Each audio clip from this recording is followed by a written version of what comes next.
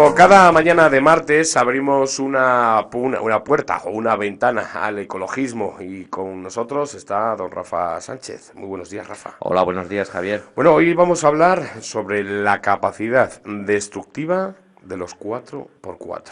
Bueno, vamos a presentar el informe que ha elaborado un grupo de gente, de ecologistas en acción, sobre los 4x4, porque ya, si empezamos con ese titular, igual va y se nos desengancha unos cuantos de la emisión. Eso Vamos es. a analizar en profundidad, seriamente, qué supone los 4x4 pues, para el planeta. Ujú. Y también, bueno, pues hablando de cambio climático, las emisiones, etcétera, etcétera. Y como siempre vamos al corazón de la noticia y vamos a ir a hablar con Samuel Martín Sosa, que es uno de los responsables de la elaboración de este informe, además de ser también responsable de Internacional de Ecologistas en Acción. Samuel, muy buenos días. Hola, buenos días, ¿qué tal estáis? Bueno, pues muy bien y sorprendidos con este informe que tenemos encima de la mesa. Que Rafa, cuéntanos un poquito así a grosso modo y luego empezamos con Samuel, que es lo que nos has traído hoy aquí. Bueno, yo voy a hacer un extracto rápido. Lógicamente se analizan las emisiones de CO2 de los todoterrenos comparativamente.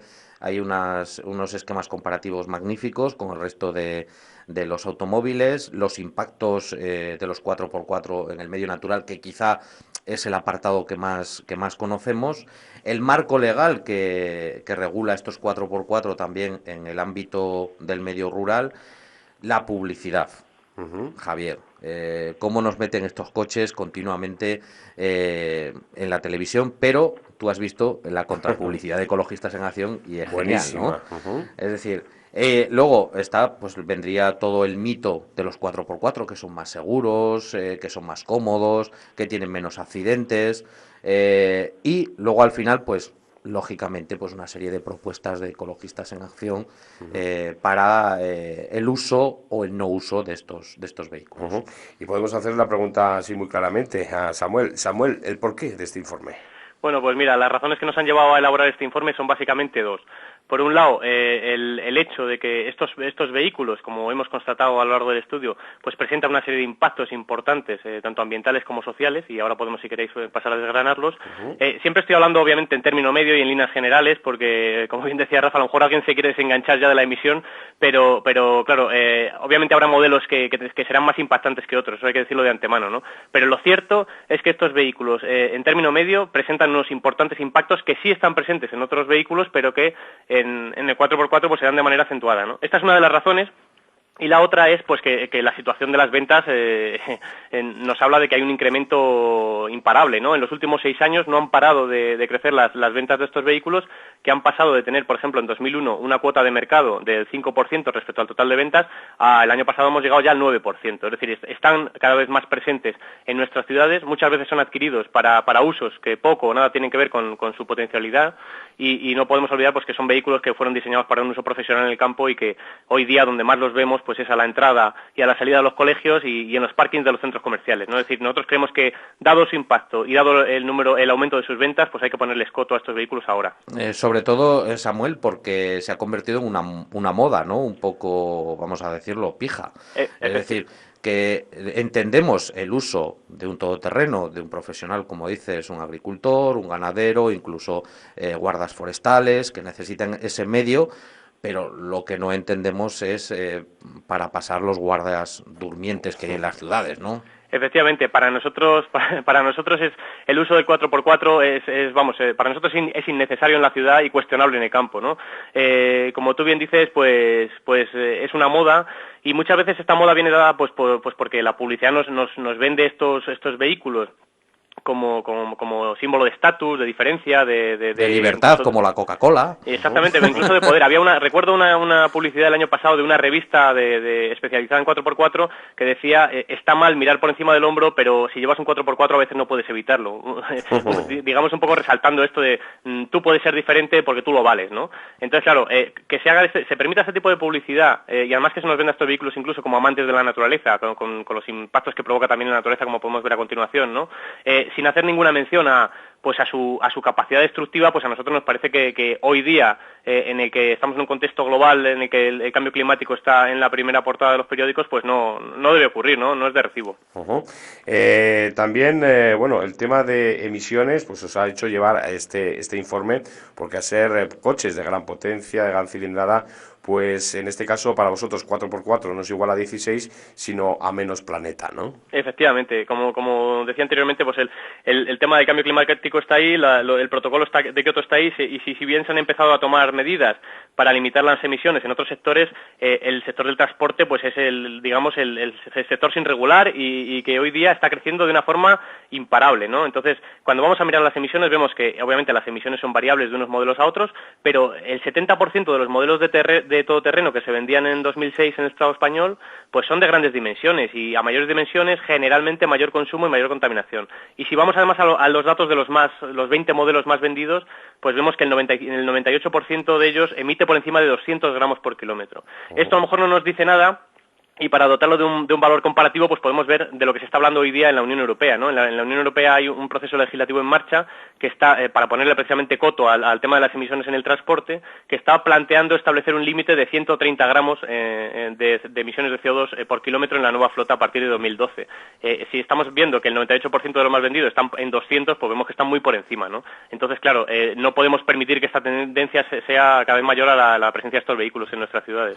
Samuel, ¿tú crees que ahora que con este nuevo impuesto de matriculación, en el cual se va a gravar el poder contaminante de un coche y se va a desgravar el poder no contaminante de un coche, va a caer el 4x4 a la hora de venderse? Bueno, esto es pronto para decirlo, ¿no? Nosotros obviamente aplaudimos la medida, pero creemos que en sí misma obviamente es innecesaria. Nosotros creemos que hay que atajar el problema, por un lado, en este sentido, desincentivando al consumidor a la hora de adquirir un vehículo que probablemente no va a necesitar, como hemos comentado antes, y por otro lado, que se obliga al conductor a asumir la carga ambiental de su vehículo, ¿no? Para ello son necesarios, por un lado, un paquete de medidas fiscales, entre las cuales está el tema del impuesto de matriculación, y por cierto, este nuevo impuesto, que establece 4 tramos, el cuarto tramo es para los coches que emiten más de 200 gramos, como vemos la mayoría de los todoterrenos vendidos en el Estado español pagarían el tramo mayor. Es pronto para ver si la medida es efectiva, pero desde luego lo que hay que es hacer un seguimiento de la influencia que va a tener en el mercado la medida, y no solo eso, sino que ampliarlo a otras medidas fiscales como son el impuesto de circulación que se paga cada año, las tarifas de aparcamiento. ¿Por qué no establecer un sistema de tarificación de aparcamiento en función de las emisiones? Si un coche y del volumen, claro. Efectivamente, no solo de las emisiones, claro, sino del espacio, ¿no? Porque esto es un problema, como mencionaba antes, de ocupación creciente en las ciudades, ¿no? De hecho, a mí se me ocurre una pregunta muy inteligente. Samuel, tú tienes 4x4. Qué raro. Pues no tengo 4x4, pero de todas formas yo sí que quiero dejar claro que nosotros no estamos tratando de demonizar a los propietarios de 4x4, estamos intentando es resaltar lo absurdo de adquirir estos vehículos por moda y para usos que generalmente pues no requieren esas capacidades, sin ser conscientes de los efectos ambientales y sociales que tiene, porque podemos hablar también de los temas de seguridad, y la ocupación espacial también es un tema muchas veces social, porque influye directamente en la cada vez menor habitabilidad de las ciudades, ¿no? Nosotros sí que creemos que muchas veces no se es consciente, y por eso creemos que otra serie de medidas deben de ir encaminadas a la información al público, una mayor y mejor información. No se es consciente del impacto ambiental de los hábitos de consumo que tiene cada uno, ¿no? Cuando uno se compra un 4x4 a lo mejor no piensa en cosas como el huracán Katrina, pero de hecho está relacionado, ¿no? Entonces cada vez la concienciación ecológica es mayor, pero no se termina de hacer la relación entre los problemas ambientales y los hábitos de consumo individuales, ¿no? Hablabas del huracán Katrina, pero si un 4x4 en este caso te embiste por delante siendo peatón, pues las posibilidades de muerte son mucho más elevadas, ¿no? Efectivamente, eso es un problema. Los problemas de seguridad pues no son muy conocidos, ¿no? Y en España lo cierto es que no hay estadísticas diferenciales de accidentalidad con un 4x4, pero cuando nosotros en el informe cuando hemos ido a estudios de otros países, pues hemos visto que ya se está relacionando en algunos países el aumento de ventas de los 4x4 con el número de muertes en carretera. El índice de mortalidad en caso de vuelco es 3 veces mayor cuando los ocupantes es un 4x4, es decir, en caso de vuelco, si el vehículo es un 4x4, el índice de mortalidad es 3 veces mayor que en un turismo. Cuando te embiste lateralmente, si tú eres un turismo y te embiste lateralmente un 4x4, el conductor del turismo tiene 4 veces más probabilidades de morir que si le embiste otro turismo, y el caso que tú mencionabas de los peatones, pues es el más sangrante, ¿no? Un peatón atropellado por un 4x4 de grandes dimensiones, pues tiene el doble de posibilidades de morir morir que si es atropellado por un turismo. Para nosotros esto es un problema, porque muchas veces se intenta anteponer el tema de la libertad de elección individual, o sea, nosotros no creemos que haya que limitar la libertad individual de la gente, pero claro, cuando lo que está en el otro lado de la balanza es digamos la salud ambiental del planeta, la salud individual de los ciudadanos y la seguridad de todos, pues entonces a lo mejor pues sí hay que limitar la libertad de elección en ese sentido, ¿no? Tú antes hablabas de un tema que es importante en los 4x4, la publicidad siempre resalta esa manipulación entre lo natural, verde, ecológico y el todoterreno, siempre desde el primer momento que se presentaron ha querido simbolizar eso por medio de la publicidad, pero sin embargo el daño al medio natural es muy importante, ¿no?, de estos vehículos y claro, y sobre todo cuando se masifica su uso en el medio natural. Efectivamente. Aquí hay un tema, bueno, o sea, los impactos que pueden provocar sobre el medio natural, como tú decías, son más conocidos y pueden provocar pues problemas de erosión, de molestias a la fauna por ruido, atropellos de fauna, especialmente de anfibios. A veces cuando circulan también por calzadas tradicionales, pues pueden causar daño al patrimonio histórico. Pero claro, a todo esto se le añade que es muy difícil de controlar la circulación de vehículos a motor por el monte, ¿no? No olvidemos que tenemos en España 600.000 kilómetros de caminos rurales, ¿no? Estos son 4 veces más que los kilómetros de autopista, por lo tanto, eso nos da idea de lo difícil que es de controlar, ¿no? Si a todo esto le añadimos que la gente que suele ir en 4x4 al monte, no siempre, pero generalmente, pues busca la aventura, etcétera, pues a veces pues se sale de los caminos, circula por los cauces de los ríos, circula a unas velocidades buscando esa aventura excesiva, pues entonces, claro, pues los problemas se agravan. No, porque ahora vas por el monte y vas explicando, por ejemplo, a tus hijos, a tus sobrinos, a los llega un críos. cuadro y te atropella. Eso es que, mira, allí tienes un monte, hay un grupo de perdices, otro grupo de 4x4, o sea, que son ya habituales de nuestro paisaje, ¿no? Claro, y de hecho, bueno, eso es un ejemplo nosotros insistimos mucho a la hora de hablar de este informe, que nosotros no queremos que se legisle contra el 4x4 per se, sino contra los impactos que provoca el 4x4. En este caso, el impacto en el medio natural, pues estamos hablando de los impactos que provocan los vehículos a motor en el medio natural. Lo que pasa es que el 4x4 tiene problemas en el medio natural, tiene problemas de emisiones de CO2, tiene problemas de seguridad, por tanto nos parece un poco el icono de la insostenibilidad motorizada hacia la que avanzamos y nos parece que dado el aumento de ventas que comentábamos al principio, pues hay que hacer algo ya contra estos vehículos, ¿no? Bueno, pero en el informe también hay unos consejos de buenas prácticas y también hay unas propuestas que siempre con el tiempo se acaba por no explicar, y yo creo que bueno, que también es importante, ¿no?, que la gente conozca que este informe también propone cosas.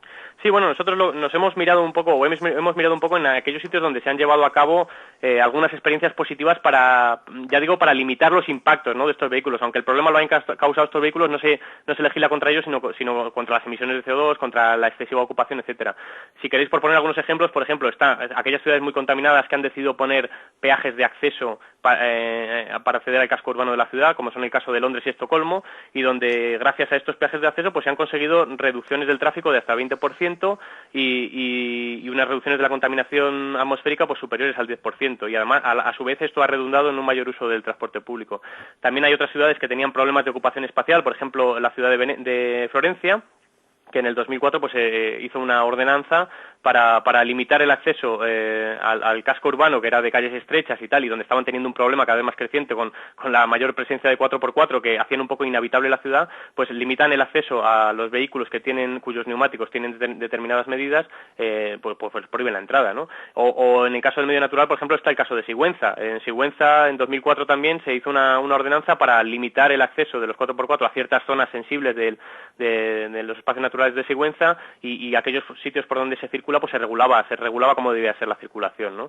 Entonces, bueno, creemos que este tipo de medidas son buenas y entonces deben de animar a las administraciones ya digo, como decía antes, un poco a tomar medidas, tanto en el ámbito fiscal como en el ámbito de acceso, de permitir el acceso a los vehículos más contaminantes a las zonas que ya están muy contaminadas y tercero, pues una mayor y una mejor información al público. Luego habría otra serie de medidas que ya son más de tipo general. Por ejemplo, creemos que es necesario hacer unas políticas de infraestructuras y transportes pues más coherentes, ¿no? Porque está bien hacer un impuesto de matriculación en función de las emisiones de CO2 para castigar más a los que más contaminan, pero si a la vez aprobamos un plan de infraestructuras y transportes que prevé la construcción de 6.000 kilómetros nuevos de autovía, pues entonces nos estamos cargando los beneficios ambientales que podríamos conseguir, ¿no? Porque estamos haciendo un efecto llamada para el coche. De igual modo, por ejemplo, las administraciones pensamos que tenían que predicar con el ejemplo, ¿no?